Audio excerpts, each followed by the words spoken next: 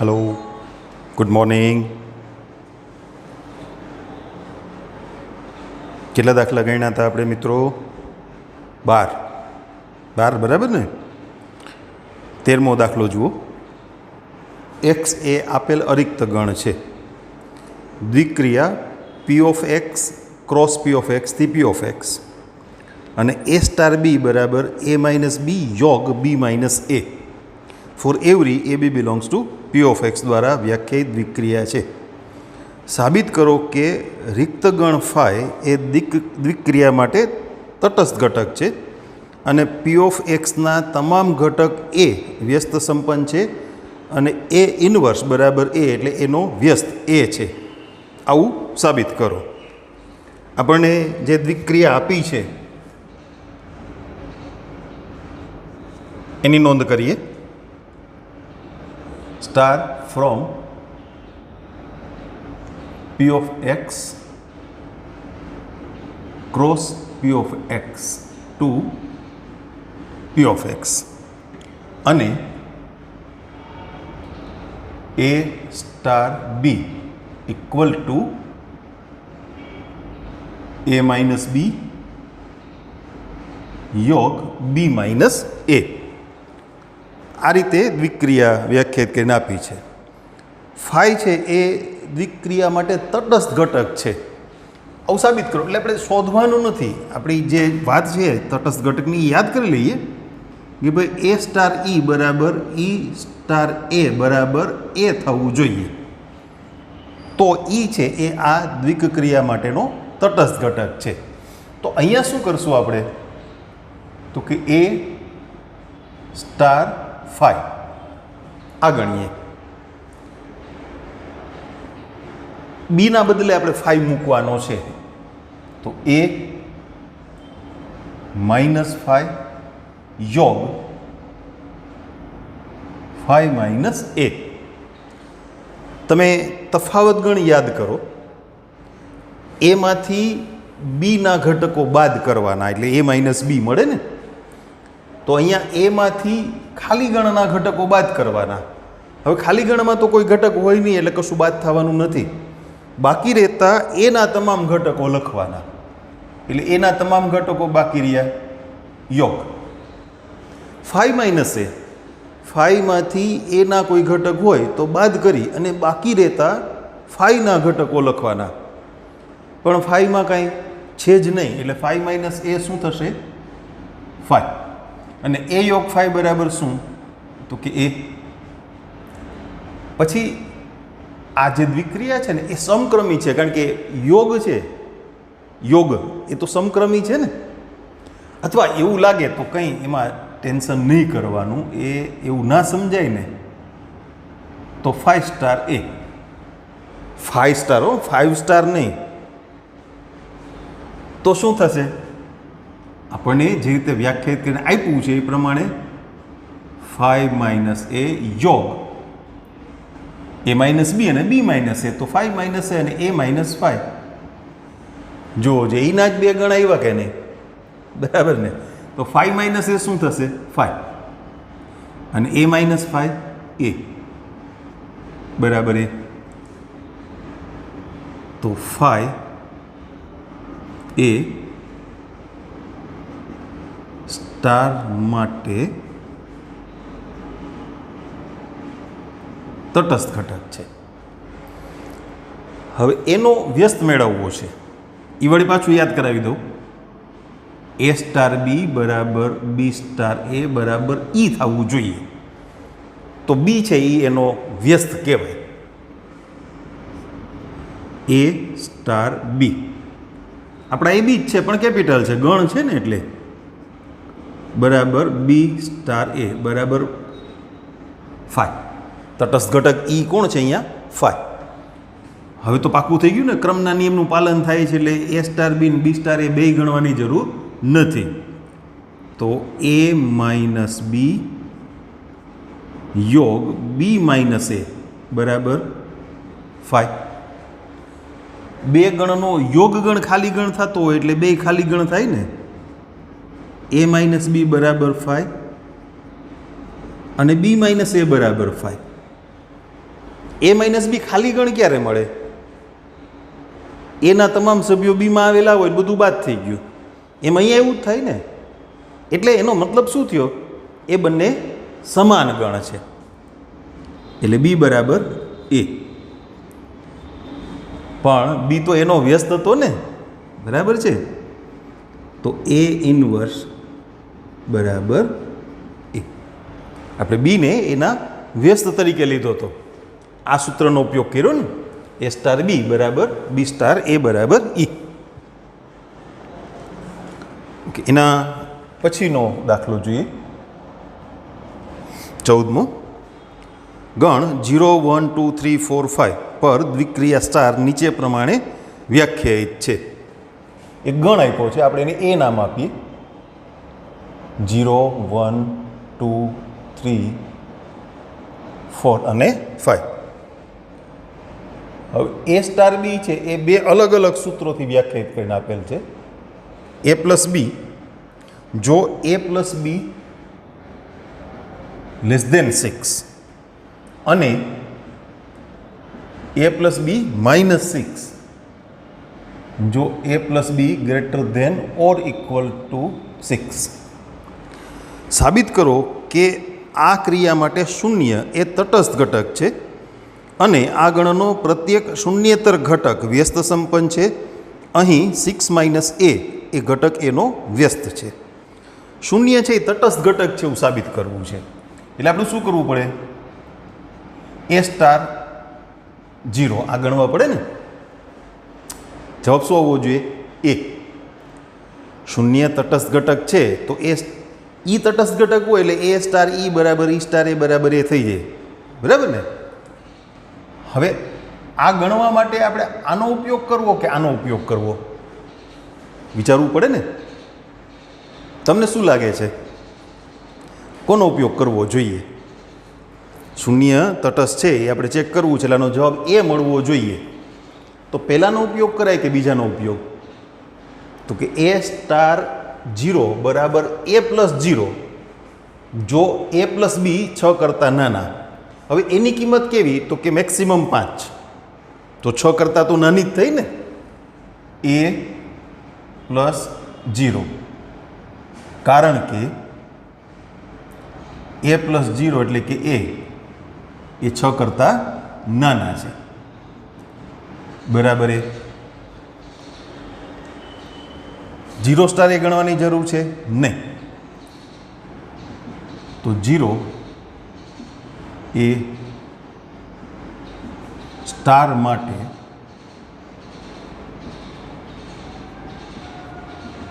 તટસ્થ ઘટક છે. અને બીજું શું કરવાનું હતું આપણે? જોઈ લઈએ. વ્યસ્ત સંપન્ન છે, વ્યસ્ત મેળવવાનો છે. વ્યસ્તવાળી વાત યાદ કરો. એ સ્ટાર બી, બેમાંથી કોઈ પણ સૂત્ર દ્વારા દ્વિક્રિયા વ્યાખ્યાયિત થઈ હોય તો તમે સમજી શકશો ક્રમના નિયમનું પાલન થશે. એ અને બીને તમે ઇન્ટરચેન્જ કરશો તો એનાથી કાંઈ ફેર પડશે નહીં. હવે એ સ્ટાર બી બરાબર બે જવાબ મળશે ને. શું? તો કે એ પ્લસ બી, જો A plus B less than 6, તો એ સ્ટાર બી બરાબર 0 તટસ્થ ઘટક મૂક્યો, ઇમ્પ્લાય છે એ પ્લસ બી બરાબર 0, તો બી બરાબર શું મળશે? માઇનસ એ. શક્ય નથી, આમાં ઋણ સભ્યો જ નથી ને.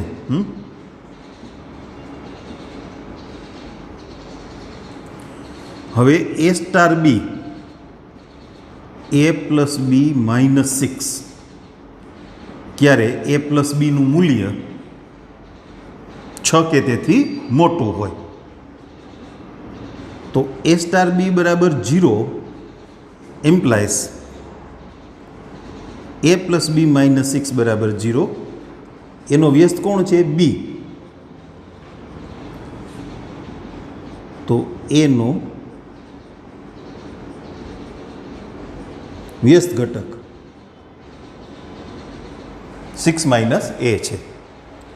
એ નોટ ઇક્વલ ટુ 0. શું કામે? જીરોનો વ્યસ્ત લેવા જશો ને તો 6 આવશે, એ બરાબર 0 મૂકશો ને, 6 તમારા ગણમાં નથી, એટલે એ નોટ ઇક્વલ ટુ 0. ઓકે, 15મો દાખલો સમજીએ. બે ગણ આપ્યા છે, એ અને બી. એફ અને જી બંને એથી બીના વિધેય છે, બંનેના સૂત્રો આપ્યા છે. આ બંને વિધેય સમાન છે, પ્રશ્ન કર્યો છે. જો ગણ એમાં -1, 0, 1 અને 2. ગણ બીમાં -4, -2, 0 અને 2. એફ અને જી એ બંને એથી બીના વિધેય છે, both are from A to B, પણ બંનેના સૂત્રો અલગ આપ્યા છે. એફએક્સનું સૂત્ર છે x² - x અને gx બરાબર છે 2 mod x - 1/2 - 1. આ બંને વિધેય સમાન છે એવું બતાવવું છે આપણે. જો સૌથી પહેલી વાત આ કે એફ છે એ એથી બીનું વિધેય છે, જી છે એ પણ એથી બીનું વિધેય છે. બંનેના પ્રદેશ ગણ સરખા, બંનેના સહપ્રદેશ ગણ સરખા. હવે પ્રદેશ ગણની તમામ સંખ્યાઓના બંને વિધેય દ્વારા જે પ્રતિબિંબ મળે, સપોઝ એ બંનેનો પ્રદેશ ગણ એ છે, તો -1 જે છે પ્રદેશ ગણનો ઘટક -1, એ -1નું વિધેય એફ દ્વારા પ્રતિબિંબ સમાન મળે, વિધેય જી દ્વારા એટલું જ મળે. -1નું એફ અને જી દ્વારા પ્રતિબિંબ સરખું મળે. એવી રીતે 0નું પ્રતિબિંબ બંને વિધેય દ્વારા સમાન મળે, વગેરે બધા ઘટકોના પ્રતિબિંબ એફ અને જી દ્વારા સમાન મળે. તો બે વિધેય સમાન થઈ ગયા, એટલે આપણે અહીંયા f(1) ગણીએ. સરળ ગણતરી છે, એટલે ઝડપ ઓછા સ્ટેપ આપશું એમ, ટૂંકમાં સાદુરૂપ આપવા માટે બહુ સમય નહીં બગાડીએ. 0 -1/2 નું માન એટલે 1/2 થાય ને, એને 2 વડે ગુણો એટલે 1, 1 - 1 એટલે 0. આઈ એમ સોરી, આપણે 1 સીધા લઈ લીધા, નહીં -1 લીધો. આમાં કાંઈ ફેર નહીં પડે. ઓકે, પાછું જ ગણી દઉં. આપણે 1 થી શરૂઆત કરી દીધી એકચ્યુઅલી, એટલે થાય એવું કંઈ નથી. આ તમે ગણના ઘટકો આડાવડા કરીને પ્રતિબિંબ ગણી શકો, પણ બેટર આપણે ક્રમ જાળવીએ. -1/2 -1 0. કાં શું કામ ભાઈ? અને એ જ રીતે -1નું જી દ્વારા પ્રતિબિંબ, -1 -1/2, એને થોડું સમજી લઈએ. એ માનાંકની અંદર જે છે એ સરવાળો કેટલો થયો? -3/2, એનું માન 3/2, 2 2 ગયા, 3 - 1 દેટ ઇઝ 2. પછી બીજો ઘટક લે 0, એનું વિધેય દ્વારા પ્રતિબિંબ એટલે 0, એનું વિધેય જી દ્વારા પ્રતિબિંબ 2 માનાંકમાં 0 - 1/2 -1. -1/2 નું માન 1/2, 2 2 ઉડી ગયા એટલે 1 - 1 0. પછી ત્રીજો ઘટક લઈએ 1, 1/2 -1 0. અચ્છા, વિધેય જી દ્વારા 1નું પ્રતિબિંબ ગણીએ. 1 - 1/2 એટલે 1/2, એનું માન 1/2, 2 ઉડી ગયા, 1 - 1 0. અને 2નું પ્રતિબિંબ ગણીએ, 2/2 4, -2 એટલે 2. એમ g(2) ગણીએ 2, 2 - 1/2 એટલે 3/2, 2 ઉડી જાય, 3, 3માંથી 1 બાદ થયા 2. તો for every x belongs to a, f(x) = gx. ગણ એના પ્રત્યેક સભ્યનું વિધેય દ્વારા, બંને વિધેય દ્વારા પ્રતિબિંબ સમાન છે. બંનેના પ્રદેશ ગણ ને સપ્રદેશ ગણની તો નોંધ કરી દીધી હતી આપણે, સમાન છે જ, એટલે બંને વિધેય સમાન થયા.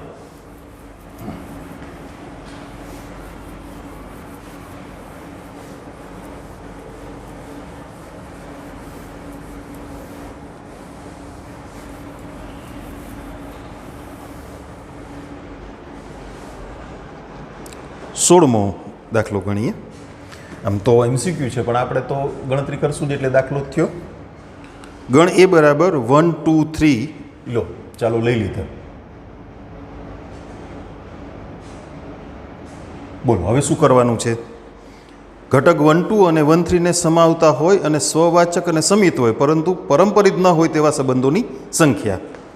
આપણે 1 2 અને 1 3 ને સમાવતા આપેલા ગુણધર્મો મુજબના સંબંધો એ પેલા મેળવવાનો બનાવવાનો પ્રયત્ન કરશું. કેટલા મળે છે જોઈ લઈએ. આપણો પ્રશ્ન છે 1 2 અને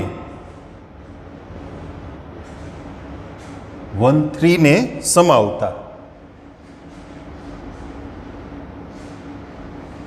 સ્વવાચક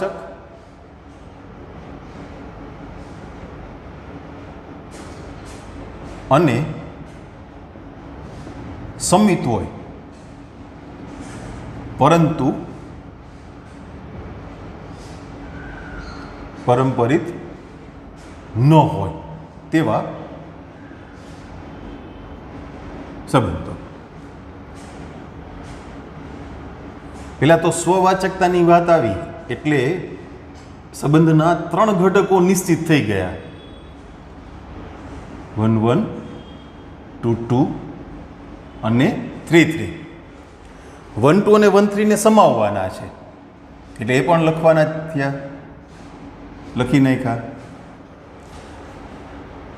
સ્વવાચકતા આવી ગઈ. હવે સમિતતાની વાત છે તો 1 2 માટે સમિતતા જળવાય એટલા માટે ઘટક ઉમેરશું 2 1 અને 1 3 માટે કોણ 3 1. ટોટલ તમે 3 ને 4 7 ઘટકો લખ્યા છે. કયો ઘટક નથી લખ્યો? 2 3 ને 3 2 નથી લખ્યા. 2 3 અને 3 2 એ નથી લખ્યા. પણ એ લખશો ને તો સંબંધ પરંપરિત થઈ જશે.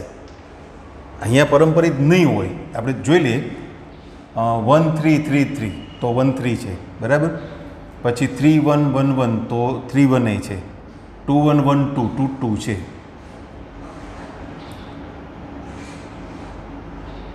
3 3 3 1 3 1 છે. 1 3 3 1 આપણે પહેલેથી અહીંથી લઈએ 1 1 1 2 તો 1 2 છે. 1 1 1 3 1 3 છે. બીજે ક્યાંય પેલો ઘટક 1 નથી બરાબર. 2 2 2 1 તો 2 1 છે. પેલો ઘટક 2 નથી. 3 3 તો અહીંયા 3 1 એ 3 1 છે. 1 2 2 2 તો 1 2 છે. 1 2 2 1 તો 1 1 છે. 1 3 3 1 તો 1 1 છે. 1 3 3 3 તો 1 3 છે. 2 1 1 1 તો 2 1 છે. 2 1 1 2 તો 2 2 છે. તો એ સંબંધ પરંપરિત અને સમિતતા જાળવવા માટે તમારે 2 1 અને 3 1 એ તો લખવા જ પડે ને ફરજિયાત. કારણ કે 1 2 અને 1 3 ને તો સમાવવાના છે. વૈધા કોણ 2 3 અને 3 2. એ 2 3 અને 3 2 આપણે નહીં મૂકીએ. શું કામે? તો એ સાર્વત્રિક સંબંધ થઈ ગયો ને. તો સાર્વત્રિક સંબંધ છે એ તો હંમેશા સામ્ય સંબંધ હોય જ. એટલે એમ જુઓ તો અહીંયા જ તમારી વાત એ અટકી ગઈ. એટલે કેટલા સંબંધ મળ્યા? 1. છતાં આપણે એનો જે જવાબ છે એ ટેલી કરી લઈએ. શું કહે છે આ લોકો?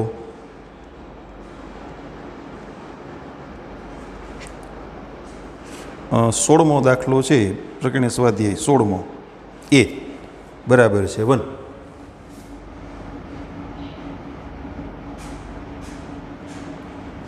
વિકલ્પ લખું. પછી 17મો પ્રશ્ન એ બરાબર 1 2 3. પાછા એ બરાબર 1 2 3 જ લેવાના છે. લ્યો 1 2 ને સમાવતા સામ્ય સંબંધોની સંખ્યા. સામ્ય સંબંધ હોય એટલે સૌથી પહેલાં 1 1 2 2 અને 3 3 આ તો લખવાના જ. 1 2 ને સમાવતા એટલે 1 2 લખવાના. પણ 1 2 લખો એટલે 2 1 લખવા પડે બરાબર ને. હવે જુઓ જે એ સામ્ય સંબંધ થાય છે. હા, સ્વવાચકતા આમાં સંમિતતા તો હોય જ. અહીંયા સંમિતતા 1 2 2 1 2 1 1 2 થઈ ગયા. અચ્છા, પરંપરિતતા ચેક કરી લ્યો. 1 1 1 2 એટલે 1 2, બીજો ક્યાંય 1 નથી પહેલા ઘટક તરીકે, બીજે ક્યાંય 1 નથી. 2 2 2 1 એટલે 2 1 થયા. હું કયો ગુણધર્મ ચેક કરું છું તમને ખ્યાલ આવે છે? એ બી અને બીસી આરમાં હોય તો એસી આરમાં હોવા જોઈએ, એ ચેક કરીએ છીએ. અચ્છા, 3 3 માટે કાંઈ ચેક કરવાનું નથી. 1 2 2 1 તો 1 1 છે. 1 2 2 2 તો 1 2 છે. 2 1 1 2 તો 1 1 સોરી 2 2 છે. 2 1 1 1 તો 2 1 એ પણ છે. ઓકે, એક મળ્યો. હવે 1 1 2 2 3 3 1 2 2 1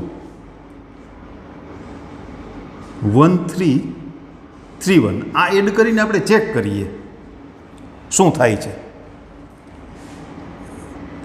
આને ચેક કરીએ. 1 3 તો અહીંયા 3 3 એટલે 1 3 છે. જુઓ, પહેલો ઘટક 3 હોય અહીંયા 1 3 3 1 તો 1 1 છે. ઓકે, 3 1 1 3 તો 3 3 છે. 3 1 1 1 તો 3 1 છે. 3 1 1 2 3 2 નથી. અને પૂરું ને? હા, તો એ પરંપરિત ના થાય ને, એટલે શું કરવું પડે? 3 1 1 2 માટે તમારે 3 2 ઉમેરવા પડે, પણ 3 2 ઉમેરો તો 2 3 ઉમેરવા પડે. ખ્યાલ આવે છે? નહીંતર સંમિતતા નહીં જળવાય. એ જ વસ્તુ અહીંયા બને ને, 3 1 1 2 3 2 નથી, પરંપરિત નથી. રેડી? આ બીજો સંબંધ બેનો, પણ એ પોતે સાર્વત્રિક સંબંધ થઈ ગયો ને. તમે જુઓ તો 2 4 6 9 ઘટક, તો આવા બે જ સંબંધો એ શક્ય બનશે. 17મો દાખલો, જવાબ ટેલી કરાવતો જાઓ તમને. બી 2. ઓકે,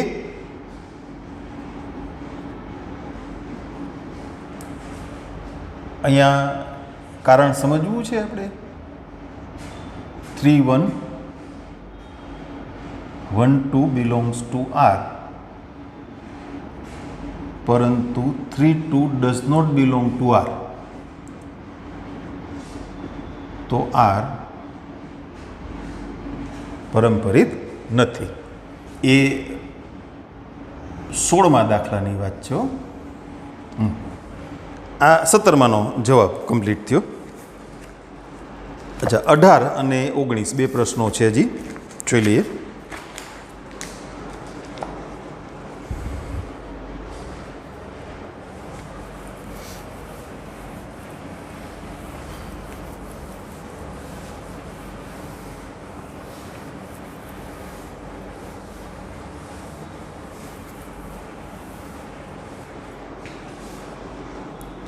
અઢારમો પ્રશ્ન. બે વિધેય આપ્યા છે. એક વિધેય એફ આરથી આર, અને એ આ રીતે વ્યાખ્યાયિત કરીને આપ્યું છે. F of x equal to 1, x greater than 0, 0 જો એક્સ ઇક્વલ ટુ 0, અને -1 જો એક્સ લેસ દેન 0. તમે ઓળખાય વિધેયને ચિહ્ન વિધેય છે. તમે ભણ્યા છો ને, ચિહ્ન વિધેય, અથવા એને ચલની મદદથી પણ વ્યાખ્યાયિત કરી શકાય. એક્સ ગ્રેટર દેન 0 અને એક્સ લેસ દેન 0 વાળા જે બે વિકલ્પ છે ને, એ એફ એક્સ બરાબર માનાંક એક્સ છેદમાં એક્સ એ રીતે ભેગા કરી શકાય. અને એફ એક્સ ઇક્વલ ટુ 0 જો એક્સ ઇક્વલ ટુ 0, ચિહ્ન વિધેય એ રીતે પણ આપી શકાય. અચ્છા, બીજું વિધેય છે જી ફ્રોમ આર ટુ આર, અને એ વ્યાખ્યાયિત કર્યું છે જી એક્સ બરાબર પૂર્ણાંક એક્સ. એક્સથી અધિક ન હોય તેવો અધિકતમ પૂર્ણાંક, એક્સથી નાના પૂર્ણાંકો પૈકી મહત્તમ પૂર્ણાંક એ આપ્યું છે. એફઓજી અને જીઓએફ એ સૌરુત અંતરાલ 0 થી 1માં એકના એક જ છે, સમાન છે. એફઓ જી આ ગણવું છે આપણે. એટલે એફ કાઉન્સમાં જીએક્સ બરાબર શું? તો કે પૂર્ણાંક એક્સ. હવે જો એક્સની કિંમત એ વિવૃત 0 થી સંવૃત 1માં હોય તો એનો પૂર્ણાંક કોણ થયો? 0. કારણ કે એક્સની કિંમત 0 કે 0થી મોટી પણ 1 કે તેથી નાની, તો એનો પૂર્ણાંક 0 અને એફ ઓફ 0 શું થશે? 0. પતી ગયું? અચ્છા, GOF આ સંયોજન ગણીએ. એક્સની કિંમત 0થી મોટી, બરાબર, પણ 1 હોય તો આમાં તો 0થી મોટી એટલે અનંત સુધી જવાનું છે ને. એટલે આપણે ત્યાં બે વિકલ્પ કરશું. જો એક્સની કિંમત અહીંયા તો જી કાઉન્સમાં એફ એક્સ લખી નાખીએ. હવે બે વિકલ્પ થશે. જી કાઉન્સમાં એક્સની કિંમત 0 કરતાં મોટી હોય ને તો 1, 0 less than X less than 1. અને જો એક્સની કિંમત 1 હોય તો એ જ થાય ને. તો એટલું જ થયું ને, કારણ કે એક્સની કિંમત 1 હોય તો એ 0 કરતાં તો મોટી જ થઈ ને. તો પછી વિકલ્પ પાડવાની જરૂર નથી રહેતી. એક્સની કિંમત 0થી મોટી પણ 1 કે તેથી નાની, તો એ બધી કિંમતો અહીંયા આવી ગઈ. અને જી ઓફ 1 કેટલા? એ તો પૂર્ણાંક જ છે ને. 1 પોતે પૂર્ણાંક છે, એટલે તમારે લખવું હોય પૂર્ણાંકના સંકેતમાં તો લખો, પણ એનો પૂર્ણાંક કેટલો? 1. અહીંયા એક્સની કિંમત આપણને શરત આપી છે ને આ, એટલે એક્સ 0 કરતાં તો મોટા જ છે, તો એફ એક્સ બરાબર શું આવે? 1. તો એનો પૂર્ણાંક 1. તો સમાન છે? ના, જુઓ પ્રતિબિંબ સમાન નથી. For every x belongs to R, પ્રત્યેક એક્સનું વિધેય એફ ઓ જી દ્વારા પ્રતિબિંબ અને વિધેય GOF દ્વારા પ્રતિબિંબ સમાન નથી. તો આ બંને વિધેય સમાન નથી થતા. વિકલ્પમાં જવાબમાં છે બી, સ્પષ્ટ ના. બરાબર.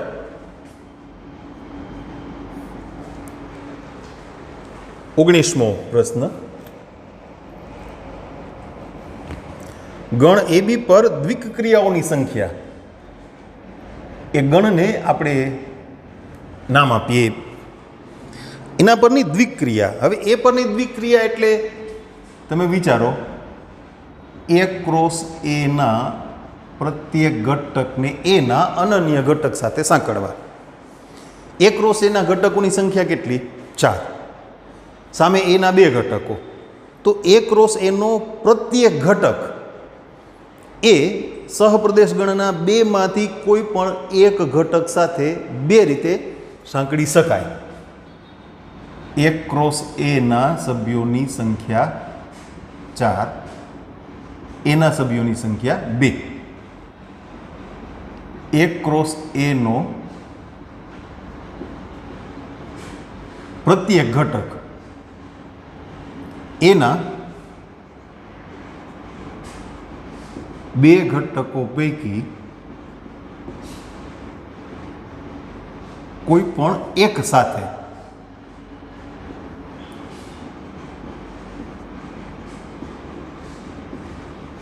બે પ્રકારે સાંકળી શકાય.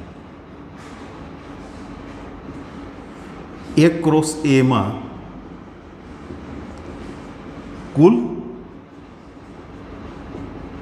4 ઘટકો હોવાથી આ ક્રિયા 2 ગુણ્યા 2 ગુણ્યા 2 ગુણ્યા 2 એટલે 16 પ્રકારે થઈ શકે. તો દ્વિક ક્રિયાઓની સંખ્યા, એ પરની દ્વિક ક્રિયાઓની સંખ્યા કેટલી? 16. આવી 16 દ્વિક ક્રિયાઓ મળશે. તમારા વિકલ્પમાં એ બીમાં આપેલું છે.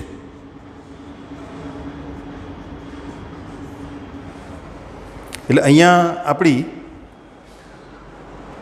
સંબંધ અને વિધેય એની સાથેનો સંબંધ પૂરો થયો. ના, પૂરો નથી થયો. તલાક નથી લેવાના, એને તો વાર્ષિક પરીક્ષા સુધી જાળવવાનું છે. ચેપ્ટર પૂરું થયું, ચેપ્ટર સાથેનો સંબંધ પૂરો નથી થતો. ખરેખર તો સંબંધ હવે શરૂ થાય છે. તમારો ચેપ્ટર સાથેનો સંબંધ હવે તો શરૂ થાય છે એમ કહીએ તો ચાલે. હવે પછી આપણે ગઈકાલે વાત કરી હતી, આના પછી ત્રિકોણમિતીય પ્રતિવિધેય એની વાત કરવાની છે. થોડી ચર્ચા કરું છું. આપણે વિધેયના ચેપ્ટરમાં વચ્ચે આવી વાત થઈ હતી કે કોઈ પણ વિધેય એ એક એક અને વ્યાપ્ત હોય તો જ એનું પ્રતિવિધેય મળે. હવે ત્રિકોણમિતીય પ્રતિવિધેયની વાત કરીએ તો આપણી પાસે જે બધા ત્રિકોણમિતીય વિધેય છે તમે જાણો છો, 6માંથી એક પણ વિધેય એક એક નથી. ટેન અને કોટને બાદ કરતાં બાકીના 4 સાઇન, કોસ, સેક અને કોસેક એ વ્યાપ્ત પણ નથી. અચ્છા, આ વાત પણ થઈ છે વિધેયને એક એક બનાવવા માટે એના પ્રદેશગણમાં જરૂરી ફેરફાર કરવા પડે. ટૂંકમાં પ્રતિબિંબનું પુનરાવર્તન થતું હોય એવા પ્રદેશગણના ઘટકો, એક કરતાં વધુ ઘટકોનું સમાન પ્રતિબિંબ થતું હોય અનેક એક વિધેય હોય તો વધારાના ઘટકો એમાંથી દૂર કરી અને તમે વિધેયને એક એક બનાવી શકો. એમ વિધેયને વ્યાપ્ત બનાવવું હોય તો સાવ સરળ છે. એવા કેટલા બધા દાખલા આપણે વિધેયમાં ગણ્યા. સહપ્રદેશગણની જગ્યાએ શું મૂકી દેવાનું? વિધેયનો વિસ્તાર. એટલે વિધેય વ્યાપ્ત થઈ જાય. આવું આવતું હતું. પ્રદેશગણ એ આપ્યો હોય, સહપ્રદેશગણમાં શું લખ્યું હોય? એકાદા દાખલામાં તો આવું લખ્યું હતું, એફનો વિસ્તાર, મને યાદ છે. એટલે વિસ્તારને તમે સહપ્રદેશગણની જગ્યાએ મૂકી દો એટલે વિસ્તાર એ જ સહપ્રદેશ થઈ ગયો, તો વિધેય વ્યાપ્ત થઈ ગયું. એટલે પ્રદેશગણમાં જરૂરી ફેરફાર કરી અને વિધેય એક એક બનાવી શકાય. અને વિસ્તારગણને સહપ્રદેશગણના બદલે મૂકીને સહપ્રદેશગણ તરીકે વિધેયનો વિસ્તારગણ લઈ લ્યો તો એ વિધેય વ્યાપ્ત પણ થાય. આવી પ્રક્રિયાઓ એ આપણે 6 વિધેય માટે સમજવાની છે. ખૂબ સહેલું ચેપ્ટર છે, મજા આવે એવું. દાખલા ગણવાની પણ મજા આવશે. જોઈએ કાલથી. બરાબર છે? ઓકે.